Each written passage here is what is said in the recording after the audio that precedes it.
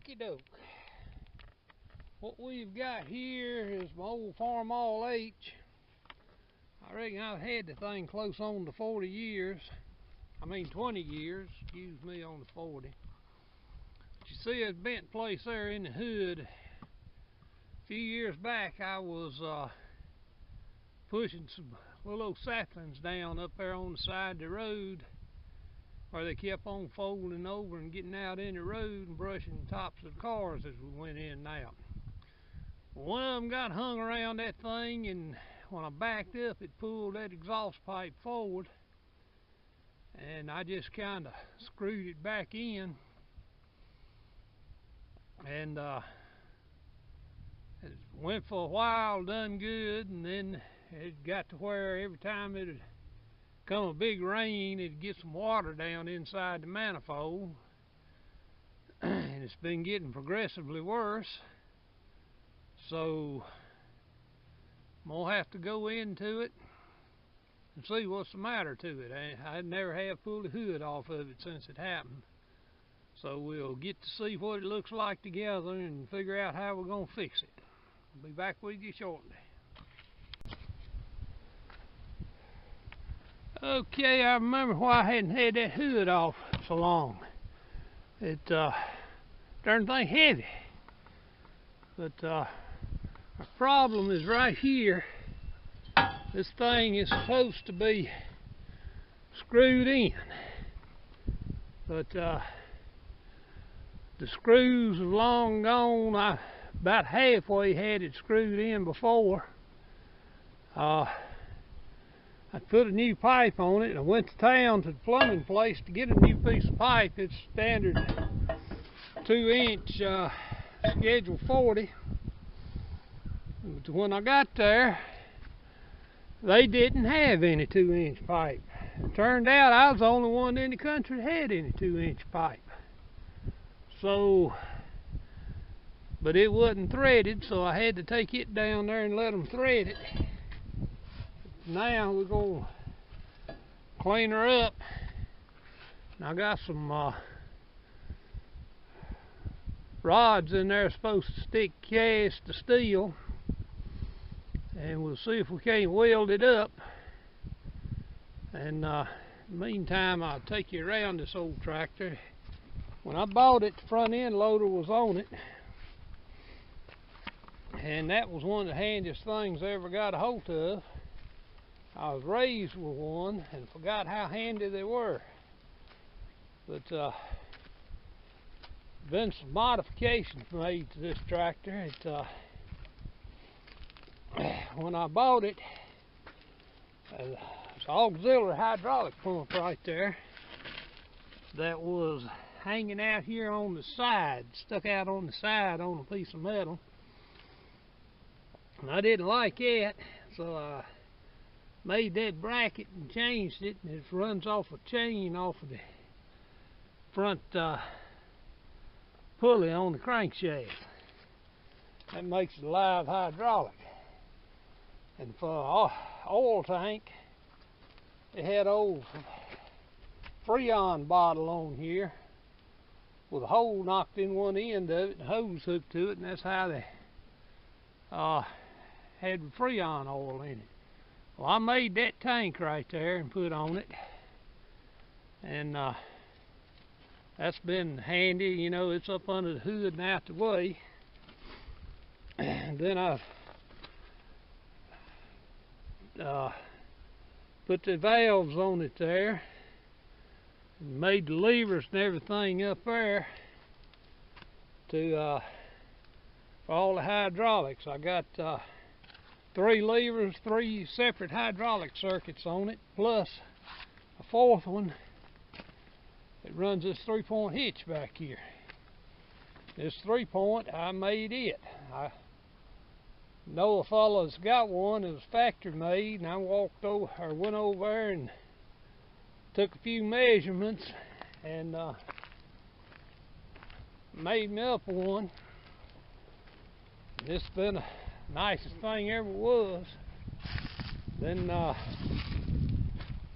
that cylinder there, I bought that at an auction, and it had been used before as a top link, and that's real handy, especially this old carryall back here. You can run that cylinder out and dump it. But I'm going to get up here and get to cleaning up this manifold and pipe. We'll be back with you shortly.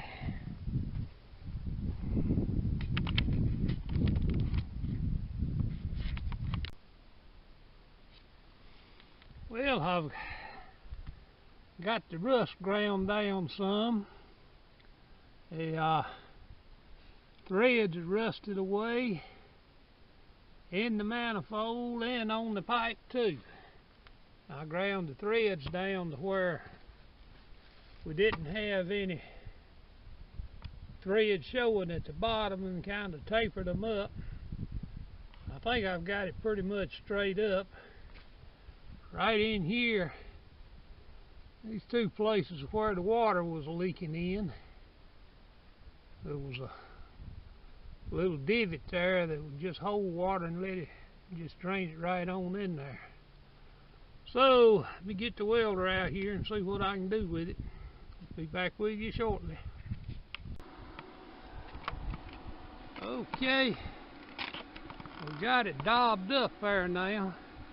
I don't proclaim to be no welder or nothing, but I can daub a little bit of stuff on.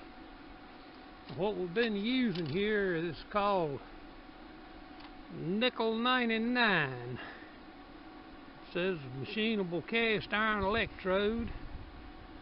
I bought these things several years ago, and right there is what I paid for them. Kind of expensive, but it has hopefully it'll hold that exhaust pipe in there and stop that leaking. Now, this sounds pretty solid. The doggone thing done got to the place where it clouded up, it'd get water in it, so hopefully that'll help it. We'll talk to you later. Bye. Yesterday, after I got to checking on this thing a little bit, and I felt my pulley right there, a fan on my alternator, and the belt's a little loose, so we're going to tighten that up before we put the hood back on.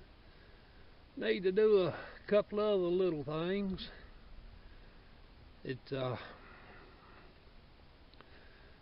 I don't think I mentioned that I had put an alternator on this tractor.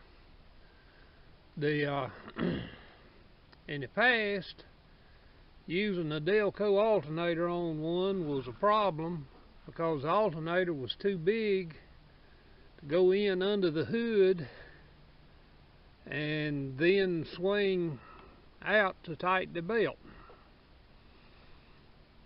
This, I went and got one of these smaller alternators and put it on there, made my brackets, and the alternator is solidly mounted. And then up under the bottom here, if I can get to it, I've got an idler. And that idler is on a slotted hole.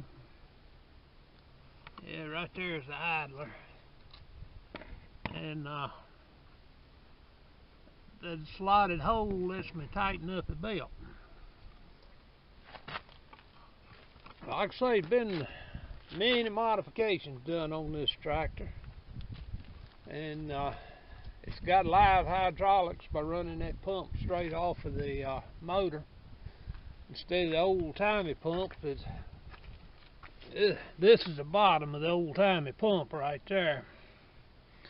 And that was a control lever. It's all still in there, and it still works. But every time you push the clutch in, hydraulics quit working. And the live hydraulics work a whole lot better. Then also I took the seat off and made that box right there and used one of those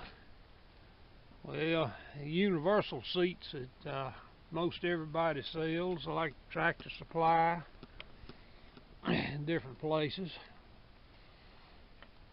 And then that's a lever right there that operates the 3-point hitch on it. And another thing I have on it is this quick hitch on that 3-point hitch. And as bad as I am trying to back up to get lined up to implements, that thing makes a world of difference in hooking up. Makes it a whole lot quicker and easier. And yesterday when I brought it in here and parked it, I turned the gas off at the bottom of the gas tank because I didn't let it run out because I was going to be welding next to the carburetor and didn't want to set a fire if I could help it. So another thing I'm going to do while we got the hood off, see if I can straighten out that bent place and fix it and get it back like it should be. So we'll be back with you shortly.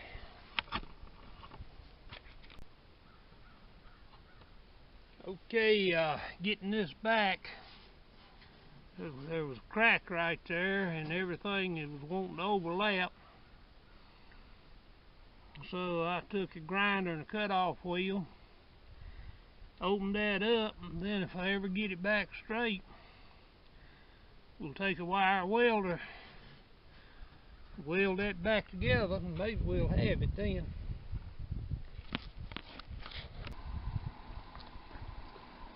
Well, I'm not trying to do no concours restoration on it or anything, but I got it beat back out about halfway, got that there groove welded up. Used my little old MIG there. I've had that MIG for 15 years or better. And my baby getting on 20 years. I bought it at Agri Supply in Garner, North Carolina. And it's